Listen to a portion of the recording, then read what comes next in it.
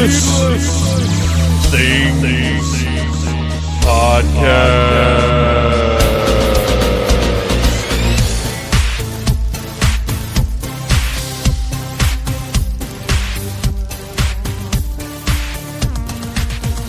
Hey, Phantomaniacs, welcome to the newest episode of the Needless Things Podcast, where we talk about toys, movies, music, and all manner of pop culture dorkery. I am your host, Dave, and no spooky voice this week because I just got off of an arduous 12-hour night shift, and I just don't have the fun spooky in me right now. What I do have in me are wishes for a happy anniversary to my incredible, beautiful, supportive, amazing wife, Mrs. Troublemaker.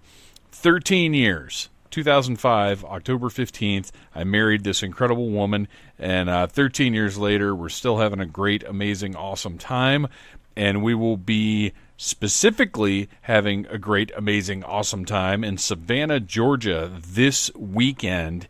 We will be attending the Vampire Ball, which is being put on by MarksterCon. It's our pal Mark Baggett, who was on the show a couple of years ago. I have not been able to attend as many of his events as I would like, but I can tell you, you need to Google MarksterCon, find the website, check out the events. You've never been to anything like this. This guy and his crew, they work so amazingly hard to create immersive, themed events. Bands like our friends, the Casket Creatures and Radio Cult, play. They have DJs. They have incredible light systems. The decorations are very, like, whatever the theme is, it's just incredible. I can't believe, one, the amount of work that goes into each and every one of MarksterCon's events, and two, how many events this guy puts on. It's crazy. But we're very excited. We're going to be in Savannah. We're going to be celebrating our anniversary there, which means if you see us in Savannah, you are legally obligated to buy us alcohol or dinner, or maybe if you run into us in there's some big toy store there our pal Red Ranger told me about. If you run into us there, you have to buy us each a toy of some kind.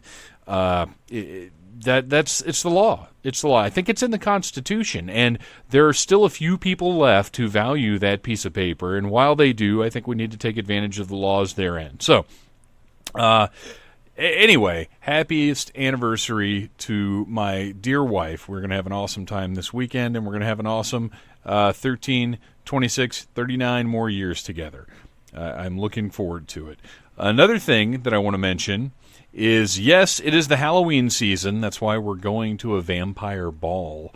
Needless Things Podcast, each and every episode in October, every single Friday, will be spooky themed.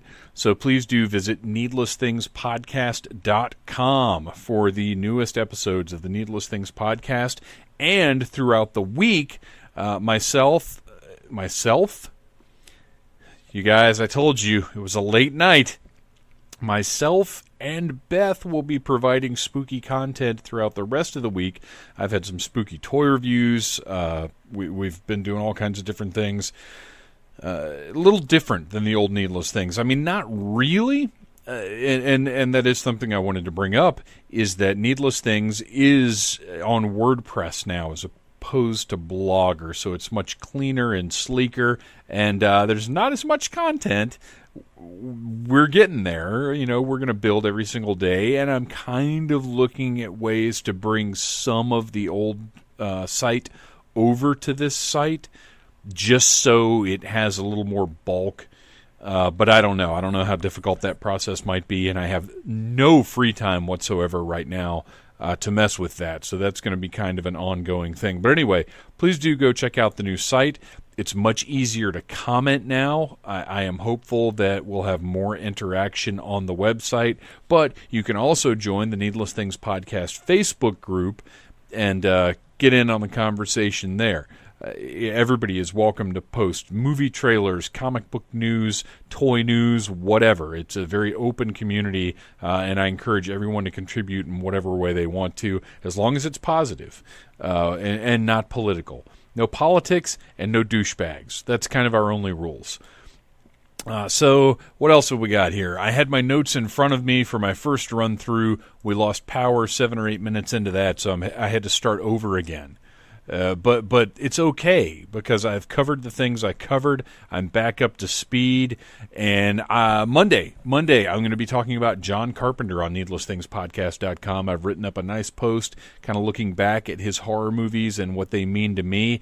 And then next Friday will be the new Halloween movie and our Needless commentary for October for a movie called Hack-O-Lantern. It's already been recorded, it's in the can, and it's ridiculous. You guys are going to enjoy it. And also I want to put over, I did not expect this, but you may remember Missy Suicide, the incredible, esteemed creator of SuicideGirls.com, came on the show a few months ago to promote the Blackheart Burlesque Tour when it came through Atlanta. Well, Suicide Girls have contacted me and want to promote with Needless Things again, which I think is great because it's like literally the first time that's ever happened. So I am going to tell you guys the Suicide Girls Blackheart Burlesque Tour is returning to Atlanta on October the 20th at 9 p.m. at Center Stage once again. It's a perfect venue for this. There's not a bad seat in the house. I really love it. It's great for wrestling shows. It's great for music shows. And as we found out back in, I think it was February maybe, great for burlesque shows. But the Suicide Girls Blackheart Burlesque is unlike any other burlesque act you've ever seen, filled with pop culture references, a high-energy indie soundtrack, and the sexiest choreography that will make your inner nerd explode with glee. But please do keep that inside. No outward explosions at the show. I'm sure they would prefer. Choreographed by one of their very own, Nikki Bricks, who you may know. You can see Star Wars, Rick and Morty, Stranger Things, Sailor Moon, and more. VIP meet and greet tickets include early entry for a meet and greet and photos with the performers, one item autographed by the girls, crowd-free merch shopping, and a commemorative VIP laminate lanyard. So you can go right now to Facebook and look up Blackheart Burlesque. You can get your tickets via Ticketmaster, and it's an awesome show. Me and the missus went, like I said, a few months ago, and we had a blast. If you have a significant other and you like ladies and you both enjoy sexy, cheesecakey, pop culture, nerdy shows, I highly recommend the Blackheart Burlesque Tour, and not just because they seem to like me and want to come back on the show. So, very cool. October 20th. Check it out, Center Stage. You guys know how to use Google and get your tickets. And I will be there once again enjoying the pop culture sexiness.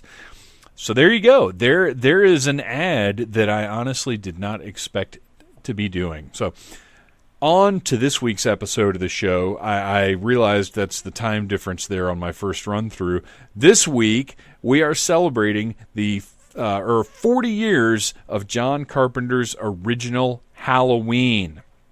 This was recorded live at Dragon Con and features Mari Mancusi, who you may remember from last year's Friday the 13th panel. She's a huge slasher fan. She's an author, and she's great to talk to. Kat Scully, who I don't believe I had been on a panel with before, but somehow seemed familiar. Our sensibilities seem to be very much the same throughout the panel, so I think it was one of those things where it's like, are we friends? Have we been friends? Are we? Okay, well, cool. Valerie Hampton, who's always fun, and of course Clay Gilbert, who I love talking to and really want to get back on the show because he's a great guy, he's a brilliant guy, and also he seems to annoy Derek a little bit, and I like that about him. But anyway, this is the Halloween 40th anniversary panel. It's all about anniversaries this week. 40th anniversary panel recorded live at Dragon Con. You guys are going to dig it. Because it's all about Halloween. We talk about the characters. We talk about the impact of the movie. We talk about the upcoming sequel. It's a really, really good conversation. And please do share it with your friends. Halloween.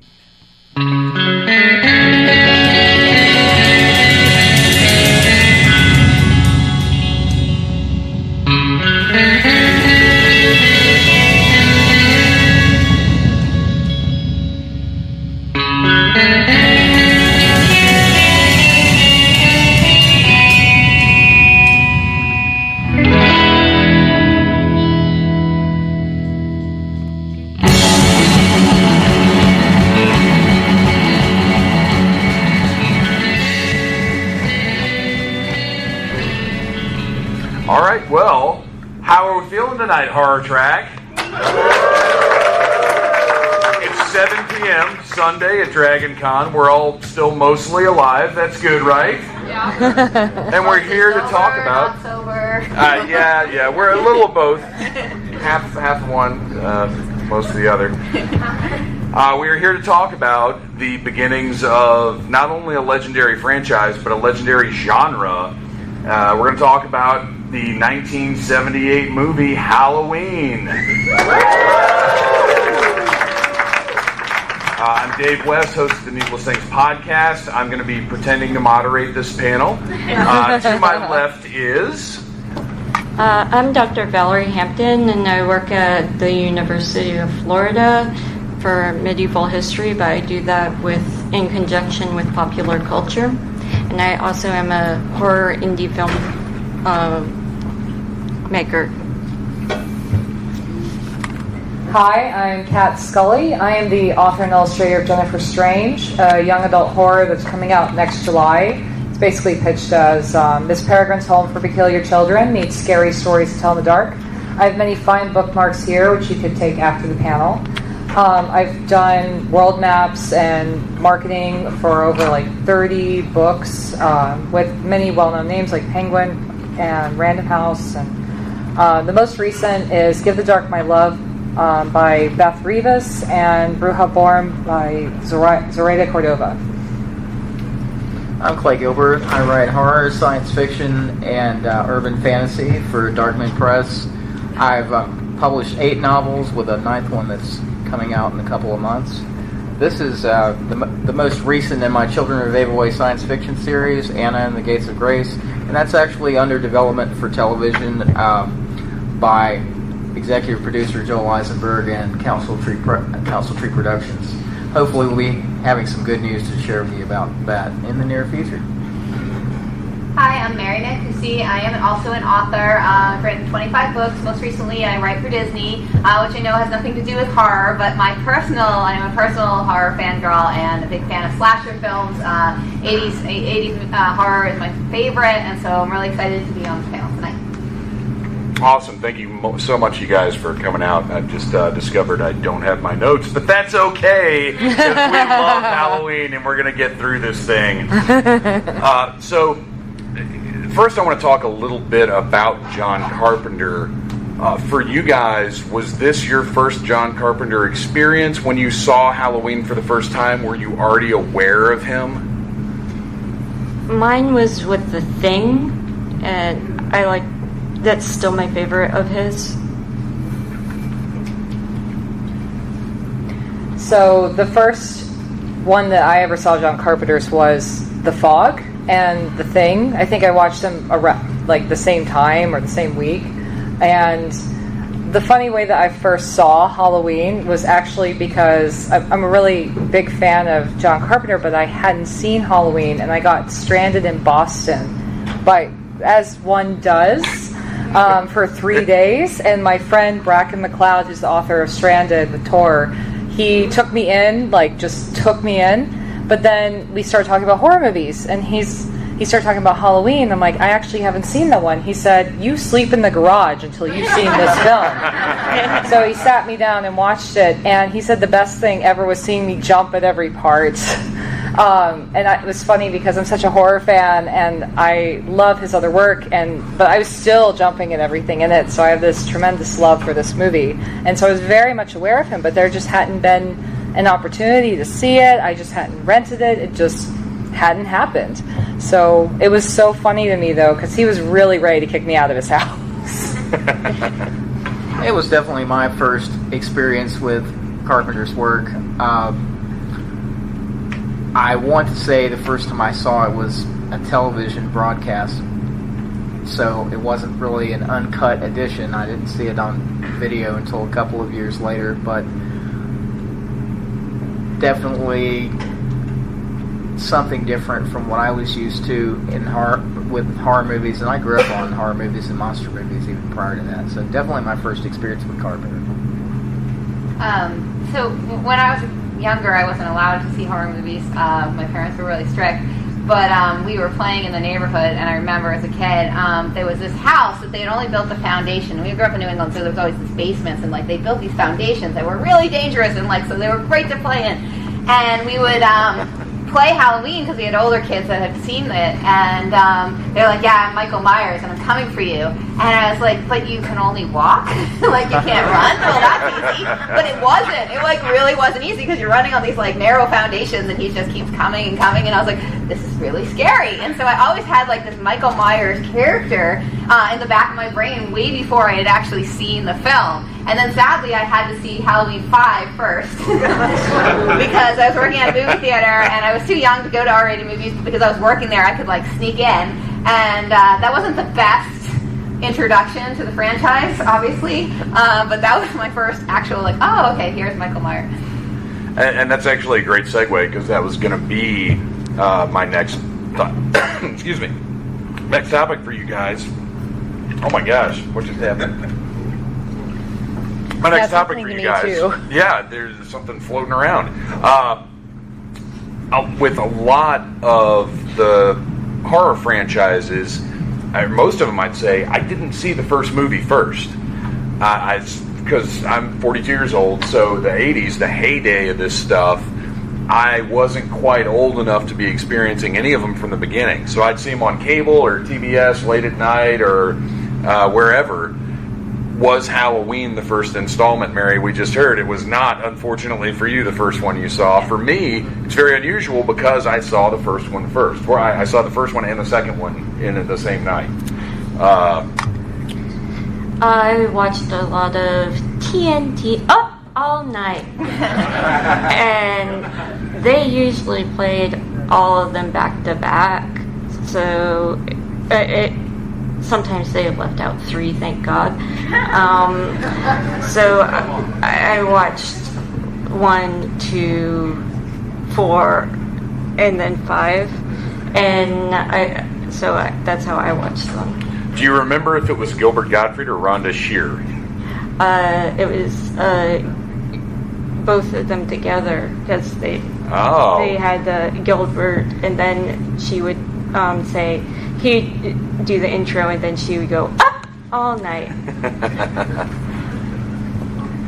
Yeah, my first was the first one. I went in order, and I had a house like yours where my mom was very strict, and so I didn't really catch up on horror movies until I was in college. And I think even the first horror movie I ever saw was Texas Chainsaw, and it was like the first night I was in college. And I've been trying to catch up on everything ever since. But when I watched it at Bracken's house, that was the first time, and I went through after that.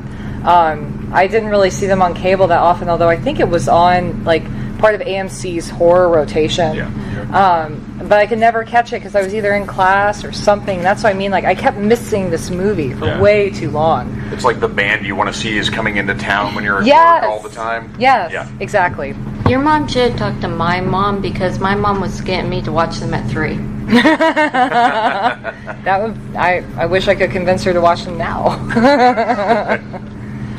How about you, Clay? Was this your first Halloween? Did you see them in order? Yeah, I did see them in order. Very good, very good. Now, looking back, having seen 5 first, does that have an impact on your overall feel about the franchise, or have you sort of reconciled it since then? It's interesting because I was always more of a Friday the 13th girl back in the day, and I think it's because I did see that was my first slasher. I saw part 4, which is actually a really good one to start with, and I was like in 7th grade at a sleepover, who my mom didn't know, and I thought it was really scary, and so that was sort of my first taste.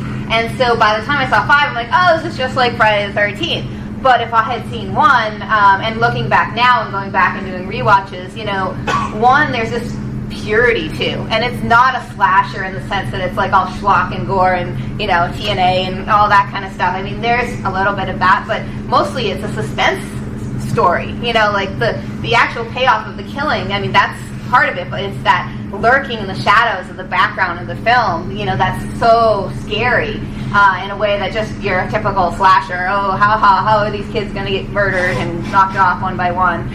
So there's definitely a more sincerity and purity to the film that I didn't recognize as a kid, I think. Well, and also it's different in that we have Donald Pleasance putting forth the urgency of the situation. He is very much the driving force of the movie, whereas in other slasher franchises, you don't necessarily always have that character that knows what the situation is and has that urgency that moves the plot forward like he does. What are some other, speaking of Dr. Loomis, do you guys feel like, I mean, obviously Donald Pleasance is absolutely fantastic. And his relationship to Michael, you know, we don't see in this one so much. We're very much aware that he knows what Michael is. But they build to this big scene at the end where they finally have their moment. That's, again, very different from any slasher movie that we've really seen. It's a different kind of confrontation because we also have our sweet, not totally innocent Laurie involved. The way they brought these three characters together, as you've rewatched, because I'm sure we've all watched this movie many times now, that structure, do you guys want to talk about that a little bit? I think one of the many brilliant things about the original Halloween is that instead of focusing in that voyeuristic way on the killer himself, we're introduced to Michael more from the experiences of Laurie and her friends, and we have these sort of testaments of terror from them about him as an absent force. You know, we don't see a lot of him on screen, not as an adult anyway. I mean, you see more of him, you see that horrific killing when he's a kid at the very beginning of the film. That's more horrific in our heads than it actually is on screen, which is tremendous. Because we have this witnessing to who he is by other people. And I think that was a brilliant way to do it later on. As much as I love Friday the 13th, and I am a Friday the 13th guy, those were the ones I saw almost all of in the theater. There was just a brilliance about the way that Carpenter set up Michael in the original film. But anything that we can imagine in our mind that's not on the screen is more scary. Absolutely. Yeah, I'm a big fan. And look, I love gore. I love seeing ridiculous, eviscerations and beheadings and whatever else. Oh, yeah. But that's one thing. But like you said, the picture we paint in our heads is going to be so much worse if it's not shown on the screen. Because we're going to come up with sick stuff. There's no doubt about it. But as far as Laurie goes, Jamie Lee Curtis turns in an amazing performance, and she's our touchstone for the movie. She's the person we identify with that we're worried about. Let's talk about her performance a little bit. I mean, I think it was an amazing performance, especially considering she was a completely new actor. You know, she had no experience, and no one on the cast. And there's I want to tell you, there's a documentary that you can watch on YouTube, and it's really good. It's so good. You linked it on Facebook, and I was like, I'm watching this beforehand. It's called The Inside Story, and it's a documentary of Halloween 1, and John Carpenter and all the players are in it and being interviewed for it.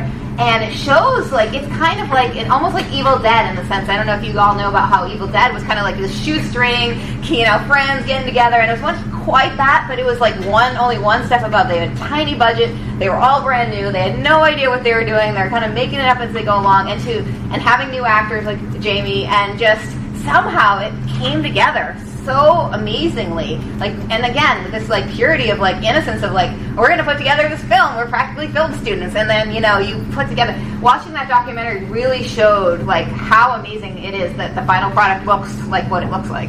I think it's the purity of John Carpenter's vision. Mm-hmm. I think he knew, there wasn't a committee, the studio really, I mean, he was left to his own devices to do exactly what he wanted, and we got a pristine product because of that. Yeah, I was going to bring up that the timing was so perfect, and I felt like it was the two of them really working together. Her performance really matched his vision. Yes. It was perfect, so that everything that she did was, you could tell it was timed by him, but she just nailed it. She absolutely nailed every single second she was on screen. It was wonderful.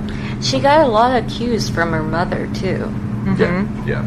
Janet Leigh, for those that don't know, who famously died in Psycho shower scene. We all know it. But my favorite thing is that she feels vulnerable in the right way, but she doesn't feel helpless in the wrong ways. Right. Like, I see that a lot, even more frequently now with women in horror films. And I get very picky about women in horror films because I'm such a Ripley fan of taking agency and what's the horrific thing that's happening.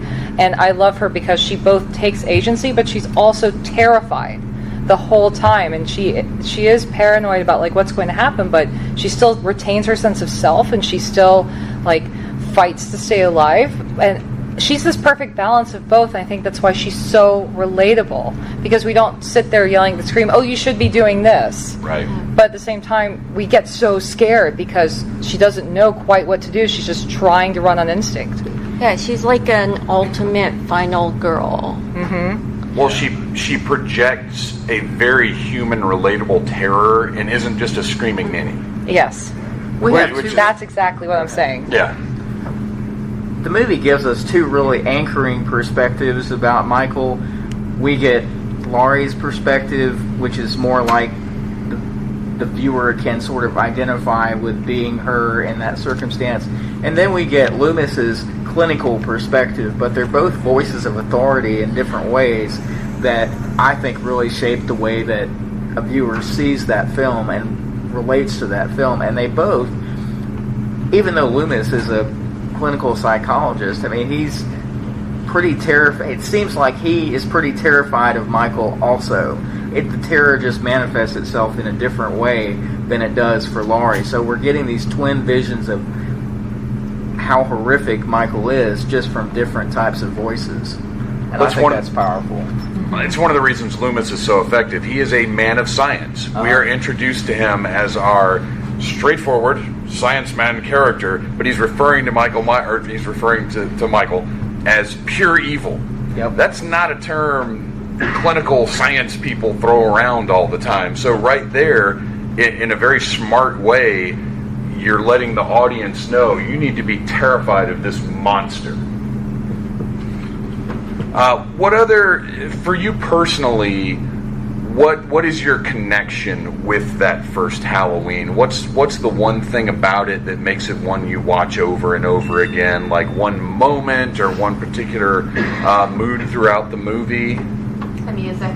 I think the music really brings it home. It's so creepy. It still kind of gives you the chills, even as you see it for the 1,000th time or whatever. It really pulls it all together. I like it's my daughter's favorite of the three main slasher movies, so we watch it more often. I like the Friday 13th, so we'll watch that for me, and we'll watch Halloween with her. I think it's a combination of the music and the camera techniques and the brilliant decision to set it on that holiday too, with all the trappings and traditions that are attached to that holiday. Those three things for me. Even though Friday the 13th came along, and I mean that's another set of traditions and holidays, I don't think that would have happened had Carpenter not built the foundation that he built with Halloween and done it as well as he did.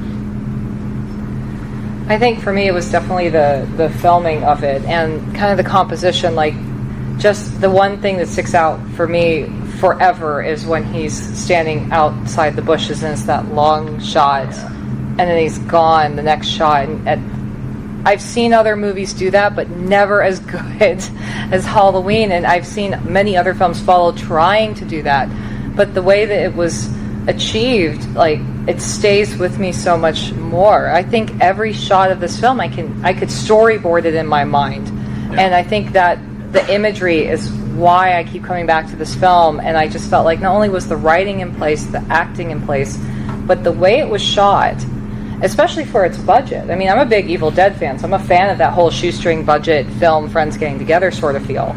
And this transcended that into something that everything tried to imitate after. I mean, I think of It Follows trying to do the same kind of thing with it, and it, like the same long shot of the girl walking towards and then suddenly gone, or the various forms that it takes. And it's like, I know where they're trying to do what they're trying to mimic here, and it's just never going to be as good. But I love that imagery will always stick in my mind, that he's just that good of a master. Yeah, and like you said, he didn't have a lot of like leeway to shoot something 10 times. You know, he had to shoot it and have a vision that was clear enough that like, we shoot it, we're done. Like, this is what we're doing. And just the fact that it was all able to come together without any like, you know, a billion retakes and extra film. I did see a fun fact, speaking of it being Halloween, on that documentary that said they shot in California, and so it wasn't fall at all. It didn't look fall. They had one bag of leaves, like one trash bag of leaves that they used over and over, and they have to go, the whole cast would have to go pick it up. James was like, yeah, we were picking up leaves, like throwing them back in the bag between shoots.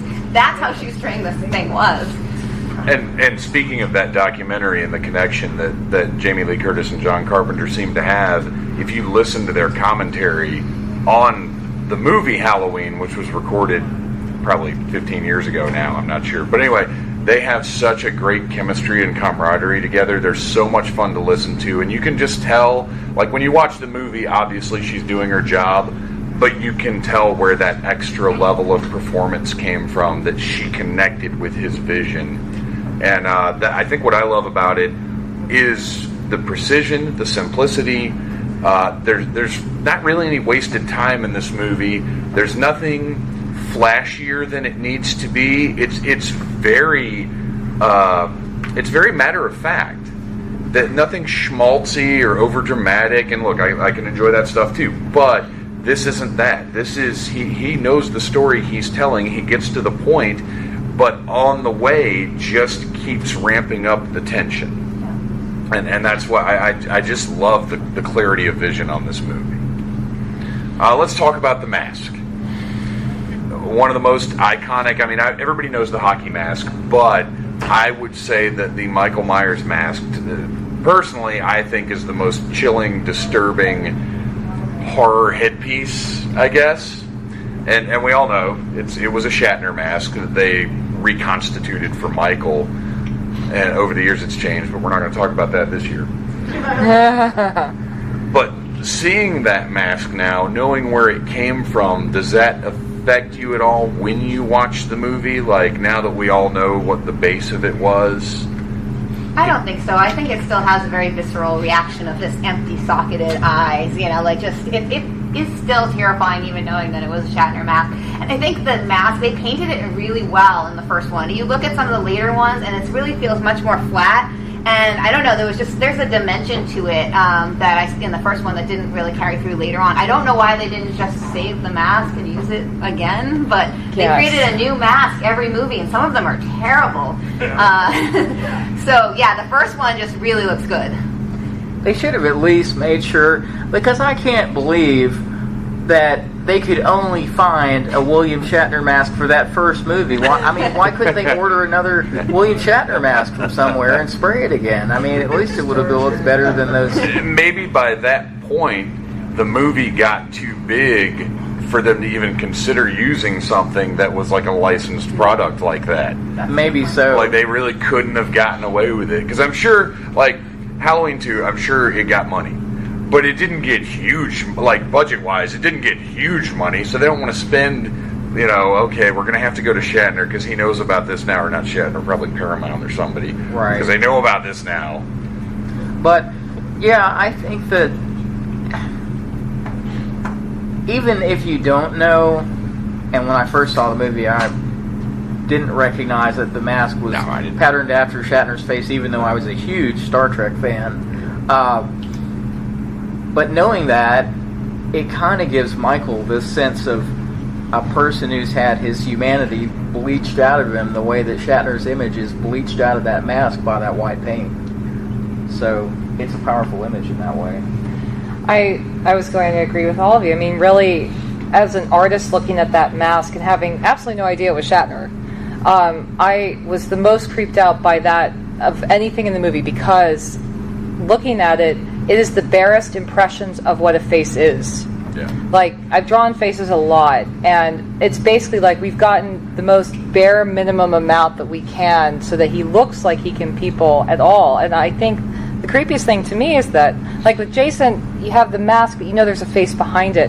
When I look at Michael's face, I feel like there's nothing behind it. There's there's nothing. It's just the void behind, and it's trying to look out at you in the barest impression of a human. And that's what scared me so much about him. Yeah. And why I was jumping every time is because I felt like the void staring back into me, looking at that face. So I felt like the first mask was absolutely perfect. There was a lot of lighting tricks, too, that I think really made it work. You know, that where she's standing in the forefront, and you see him sort of fading in and out. So I think they did a really good job, especially on the budget that they had, to make the lighting on the mask really look mysterious and scary.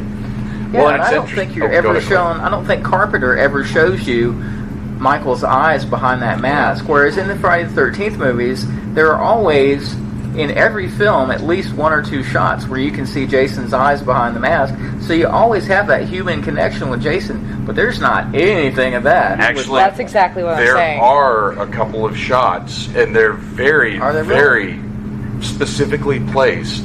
Oh, okay. And here's what I was going to say is we watched this mask with these empty holes throughout this whole movie, and it's horrifying. And part of you wants there to be a human, something relatable to the shape.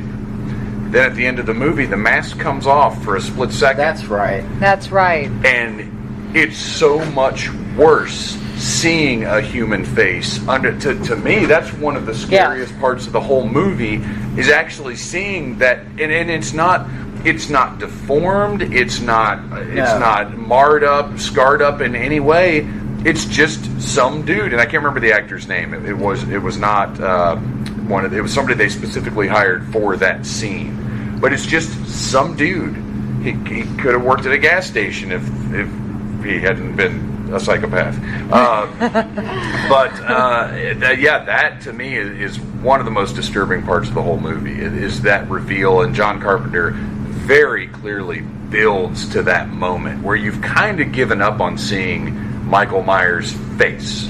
You're kind of past it, and then it happens, and you're like, I didn't want that. No, put it back. Put the mask back on. He anticipated all of our expectations. Yeah, he really does. And he really messed does. With them. Yeah. Yeah, and that's what Carpenter's a genius at. Yes. So it taking place on Halloween is very significant. Do you think if it had not, we'd be talking about it right now? Is the holiday that integral to this movie, as good as this movie is? I don't think the holiday is integral to the movie. I think the holiday was integral to the marketing of the movie. It was an easy shortcut to say, hey, this is something everyone can relate to, a horror movie set on Halloween. Very easy, very simple to market. Just like Friday the 13th, they came up with the title before they even had any plot or any idea of what they would do, and they made a poster and they took out like an ad in the New York Times that said like Friday the 13th coming, and they had no idea what that was, but just this idea of setting it on a holiday, which of course is very similar copying of what Halloween did. So yeah, they may have not ever found their audience back then, and this was of course way before Netflix or indie. You can stream, you could find things now a lot easier. If they didn't discover it in the theater, it would just die a slow death or quickly.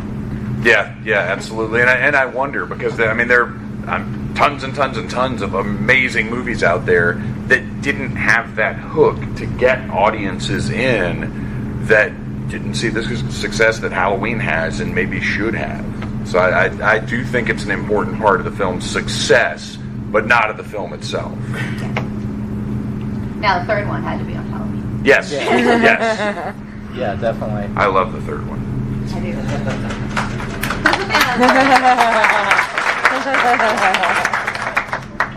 I think there's an element of myth making that the setting gives to the film that it wouldn't have had otherwise.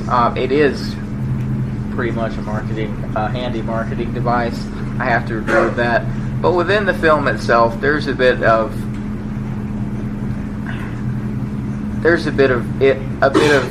myth making, playing with the idea of Michael wearing that mask and juxtaposing him with the shots of the kids wearing masks and costumes and that sort of thing. And if one is inclined to go beneath the surface, then there's a mythic resonance to be had out of that wouldn't be available if it were random kid kills kills parents and sister and grows up to be random adult coming back to town and killing kids or whoever in Haddonfield, Illinois. Well, you could have had the scenario of him putting the clown suit on and killing his sister and just played it that way, but it does make it more palatable that there was an occasion for him to be in a clown suit. So when she turns around, she's just like, what are you doing in here? As opposed to, and why are you wearing a clown suit? Yeah. Like it does lend itself to the narrative. What I don't get is, and on a rewatch as a parent, I'm like, why are you all going out and having babysitters on Halloween night? Aren't you taking your kids trick-or-treating? Like, in my neighborhood, it's like, everyone takes their kids trick-or-treating. You bring the booze in the wagon along with you. It didn't make for a every single parent in town seemed to have gone to some epic party for adults only, and everyone's got a babysitter that night on Halloween, which seems very odd. Maybe in the 70s it was different. That's another function of myth-making that's going on in the movie, the kind of world in which, the kind of urban world in which, suburban world in which that can happen might leave the space for someone like a Michael Myers to happen. Yeah, when I grew up, the adults were all having parties and the kids were let to go trick-or-treat by themselves. It's a small town. Yeah.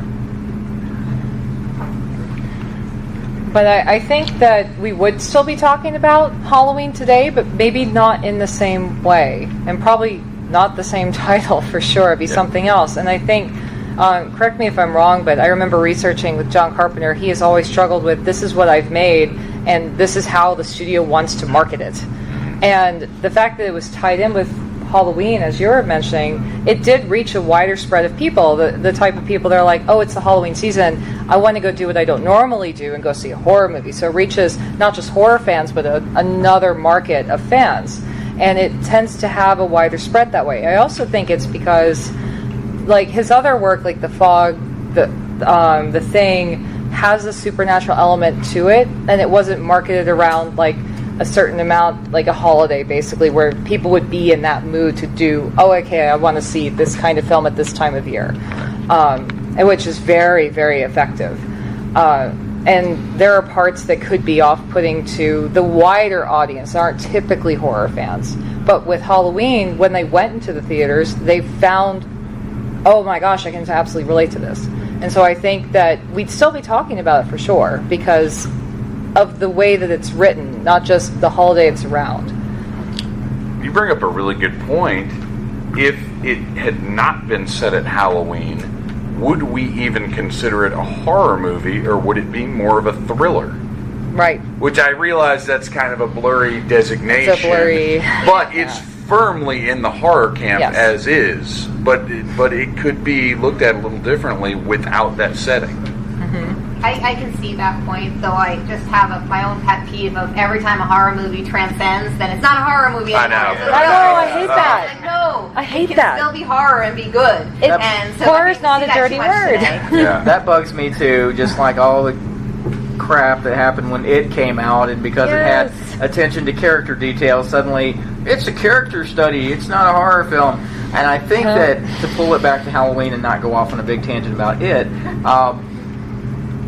I think what would still separate Halloween and make it a horror film rather than a thriller is that there is not any attention paid to Michael's psychology. Michael is a killing force, and that's reinforced all the way through the movie, especially by having Loomis's perspective there. There's no analysis of Michael as a psychologically damaged kid or whatever. He's not Max Cady. He's not Max Cady. No, he's not. Fear. He's not. And so the emphasis is on his effect on that community, and his effect is an effect of horror. So to me, I don't buy the psychological thriller interpretation of Halloween on any level. Yeah, that's solid. You're right. We'd still be talking about it in a different way, though. Right. Oh yeah, no doubt about that. No doubt about it.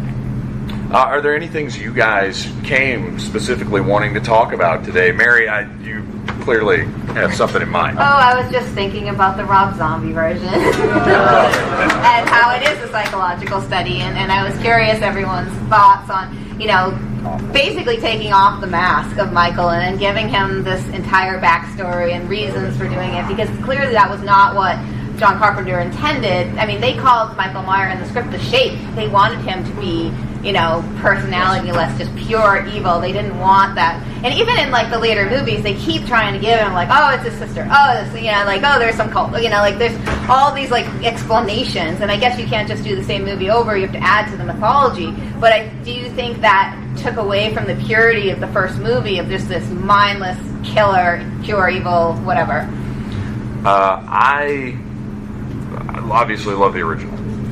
However, there is a place in my heart for the very different, but to me, very compelling Rob Zombie story that went across 2 movies. And no, it's not the same thing at all, but I'm cool with that because I like different tellings and different points of view of the same story. That's very interesting to me. And I support anything Rob Zombie does. I just wish he'd get somebody else to write his dialogue. My gosh, humans don't talk like that. No, they don't. But I dig those. I dig both of those. You look like you don't.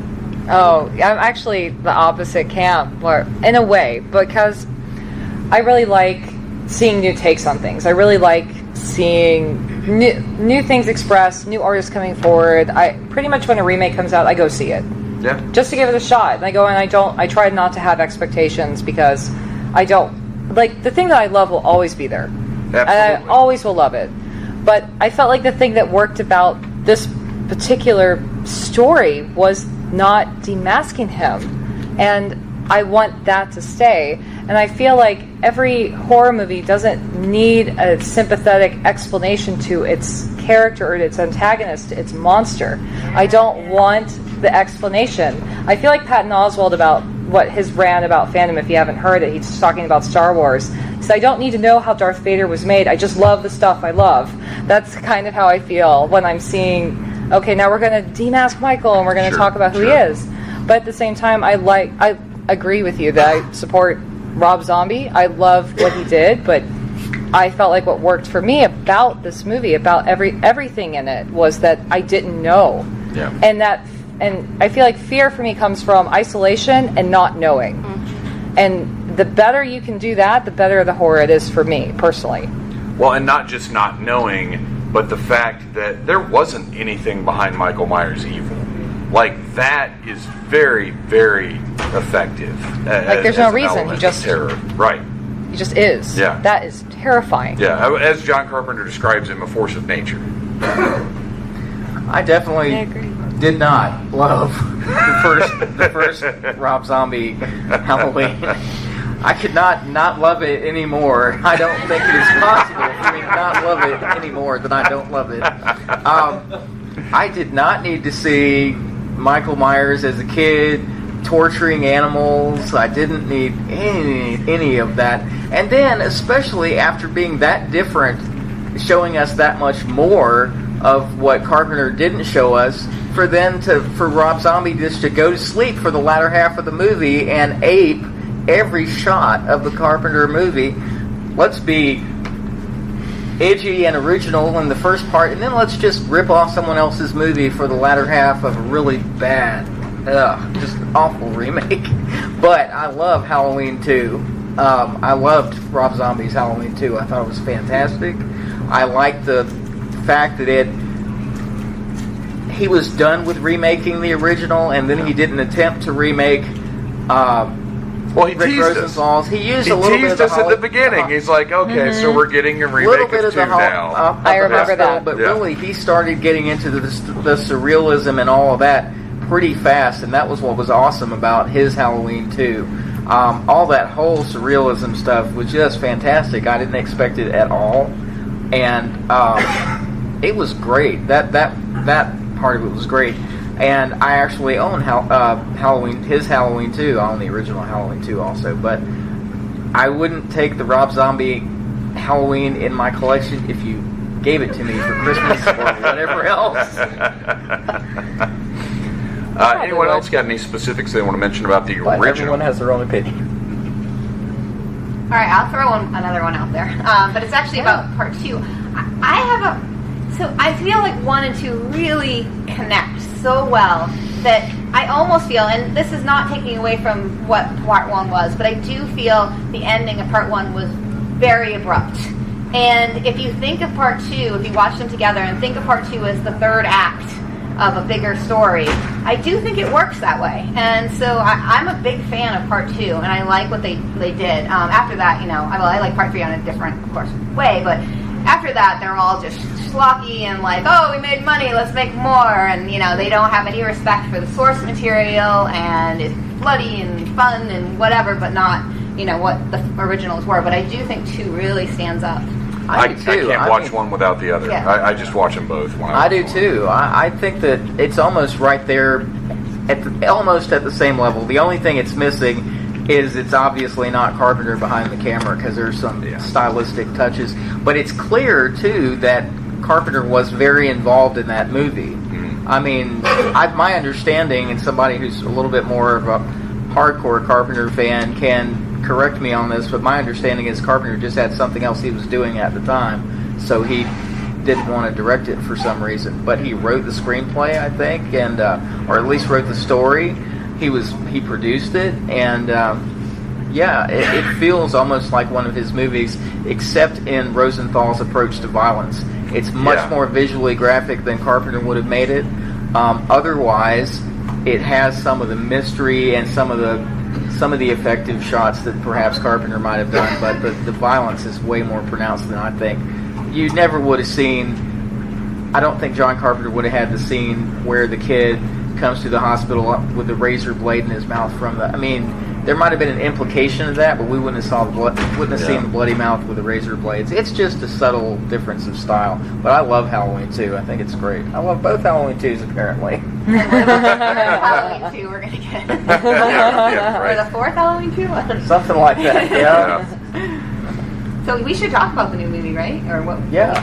Our expectations. Gosh. Look, I want it to be amazing. The little bits of it we've seen are exciting for me. What about you guys in the room? Are you guys are you excited, or are you a little... Good. Look, I'm excited. As you said about remakes, I look forward to remakes and reboots. I go in with cautious optimism. But I want to see what a new artist's vision is for something that I love. And I'm not always happy with it, but I'm there for it, especially if it's a franchise that I love. But this is somewhat of an untested team in this genre, for the most part. We've seen good things lately from untested teams in this genre, Yes, so I'm have. looking forward to that. And I think I was sold when I saw her practice shooting. And she's been, I was like, okay, I'm in for it because of what they did with Jamie Lee Curtis and how she's just, I'm like, okay, I'm there for that. I'm going to love that. So I'm excited, just like everyone else in the room is. Yeah, I do independent films, and my friend that works with me, she's out in Hollywood, does trailers, and she did one of the trailers for this one, and she's really hyped about it. Oh, very cool. Well, she did a great job. It sold me. I was like, I'm here for it. I was very hesitant, but I'm like, this looks awesome. I like the latest trailer that I've seen too, but I'm still very skeptical about the marketing. If I were a studio executive, I would not have called it Halloween again. They're going to be. Yeah. It's clearly in all the promo materials, all the printed promo. The thing is, how many people read articles anymore? People look at stuff, but do they read? And unless they read, they're going to not know that this is a sequel. They're going to think it's a remake. I think to average Joe, because everybody understands that everybody here at Dragon Con, we generally have a better awareness of genre stuff, of pop culture, than just the average Joe. It's come a lot further than it was 20 years ago, but in general, we're still the ones that look at this stuff and we know, okay, this is actually a continuation from the first movie. But I think average Joe, like the bulk of your consumer public, if they're interested at all, they just say, "Oh, it's Halloween. It's another Halloween movie. I'm going to go see it."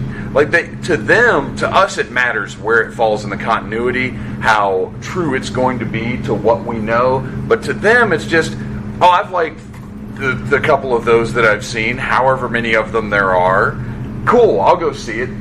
Like, that's really all that matters. But I do agree, and I want to see if we get a consensus.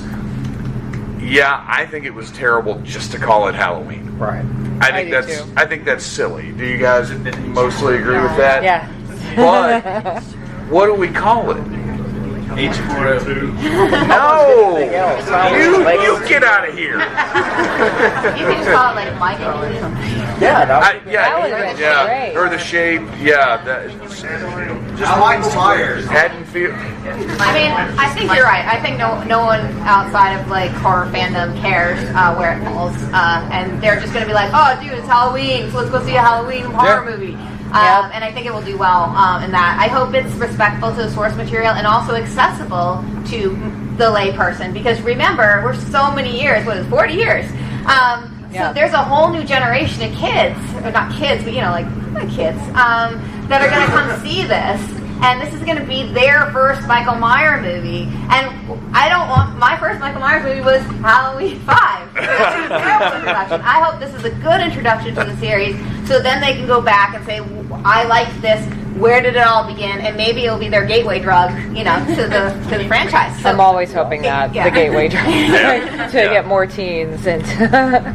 With Jamie Lee Curtis's involvement and with what I perceive to be genuine enthusiasm for the project from her, I trust them to put together a story that's cohesive on its own. I feel like we'll open with a flashback or some reasonable summary of the events of the first movie. I can't imagine they'll use any footage, because I don't know how you'd match up the film type in this day and age. But they'll figure out a shorthand way to get the point across, and then put us into it 40 years later. I trust that at least that they'll understand that they have to provide a narrative that stands on its own in that way. And I do think they are being respectful to the fandom, because the little nod and wink when they're like, "Oh, isn't that her brother? Oh no, that was just a rumor." Yeah. It's a great "Hey fandom, we know you, we see you out there," and so that was I a great nod. And how do you guys feel about that, actually, since 2 did come up, and 2 is where, although that documentary you put up, they mentioned that there was a scene in 1 about Laurie being Michael's sister that got cut, but in Halloween 2, that's the story they're going with. Disregarding everything else, how do you guys feel about that revelation? Is it kind of like I wish I hadn't done that, or does it really not matter? I'm going to hold out judgment. I liked that it was his sister, but I'm going to hold out judgment, see how they do it. That's how I feel too. I just want to hold judgment, see what it is. Yeah. I want to give it a fair shot. Yeah, absolutely. Yeah, I'm definitely looking forward to the new film. My only problem is just the advertising. But to weigh in on the other issue, I've always kind of liked the fact that she was his sister. I know, there was an element of everything he's doing is random in the original, and that works for the original. But if you make a film 40 years later, there needs to be a reason for him to come back after her in particular. Yeah. And the thing that was best about the sister idea was it gave him a motivation for continuing to stalk her. That's it. That's all I have to say about that. I don't have any issue with branching timelines. I'm fine because this is, just in case anybody's not clear, the new one that's coming out is a follow-up to the first movie and disregards everything else, even Halloween 2, that at the time picked up the second the first movie ended. So they're also going to have to do some explanation as to what happened to Laurie, what happened to Michael, and maybe they don't explain what he's been doing the last 40 years. Maybe he's just out there. I mean, I don't think he's been working at a gas station, even though his it seems like it's going to be more about why now for Laurie, than why now for Michael.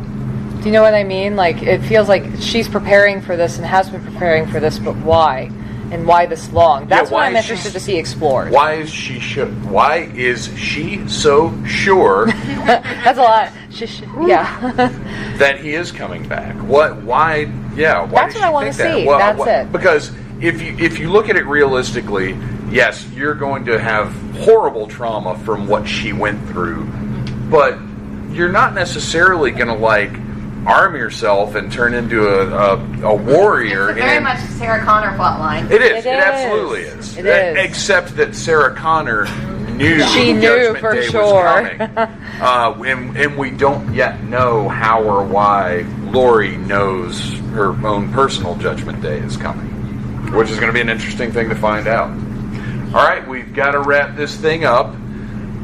Before we go, everybody down the line, what do you do? Where can we find you online? And final thought about the original Halloween. Let's start with you, Mary. I am doing the Handmaid's Tale panel tonight at 10, the mature themes of the Handmaid's Tale, down the Apocalypse track. And I am doing American Horror Story tomorrow at 1.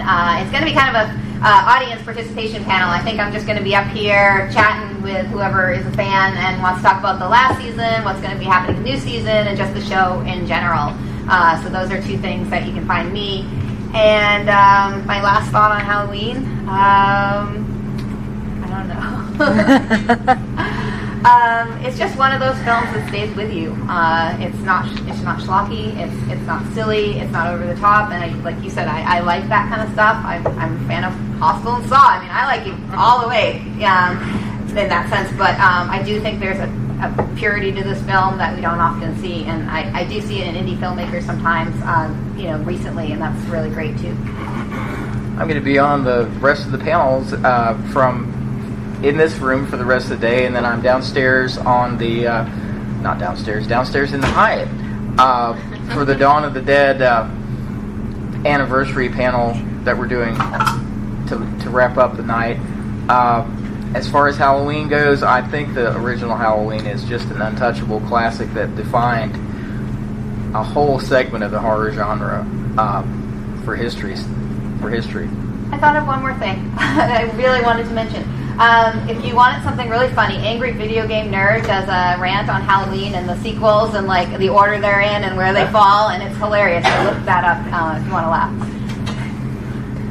So I'm going to be here in this room next on the Right One In 10th anniversary panel. So if you want to see that, definitely stay and check it out, and we'll talk about vampires.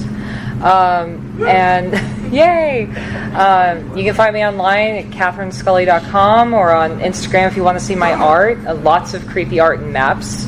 So I swing one way in horror or fantasy, and I'm on Cat M Scully on Instagram and Twitter. And my final thought on Halloween, I hope that there is going to be a new generation of shoestring budget filmmakers that try to make their own kind of artistic horror like it. And I feel like I have some hope with things I've seen recently, like Hereditary. That made me I'm very hopeful that there's good things to come. So I think that's my final thought, is I'm very hopeful for the future, and I'm excited to see the new film and see how the story plays out. Yeah, I'm with you on the independence, and I hope that's going to pan out with a lot more of them, because I mainly watch independent right now. That's where you find a lot of good films. And this is my last panel. I've been on way too many this year. And I'm Dave West. I'm headed over to the Marriott at 10 p.m. to do a panel on the anniversary of Dawn of the Dead for the Classics track, which should be a lot of fun.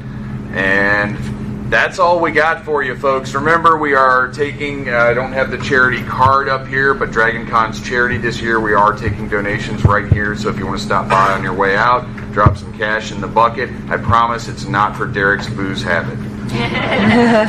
Thank you, Horror Track. Thank you, panelists. Everybody have a great rest of your time. I wanted to point out that there's a poll in the Needless Things Podcast Facebook group. If you are not a member, you can go and join right now.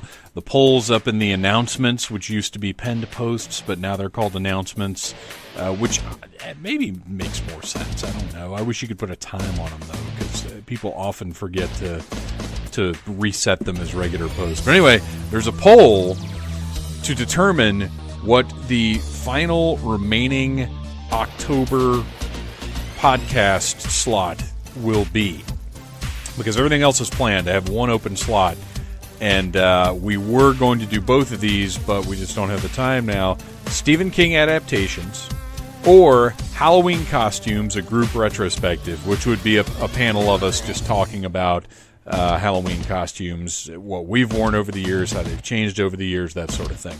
And right now, Halloween costumes is ahead by 3. Stephen King adaptations is at 3.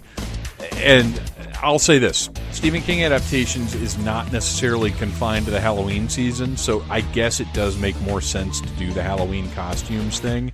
But go to the Needless Things Podcast Facebook group, join up, cast your vote for which episode you would rather hear in the final remaining slot for October. And that's all I got for today. It's exciting to have a sponsorship type thing going on again with the Suicide Girls. It's exciting to be going out of town for the Vampire Ball this weekend, and it's exciting that it's the Halloween season. I need to get back on track with horror movies, though. Netflix just put Monty Python on, like all of it, almost, and I've kind of gotten sidetracked. But that's okay, because we'll do that episode sometime in the future. I love you guys. Thank you for listening to the Needless Things Podcast. You're the best. You can find the show on iTunes, Stitcher, Downcast, or in the ears of a Trader Vic's employee. Love you. Mean it. Uh-huh.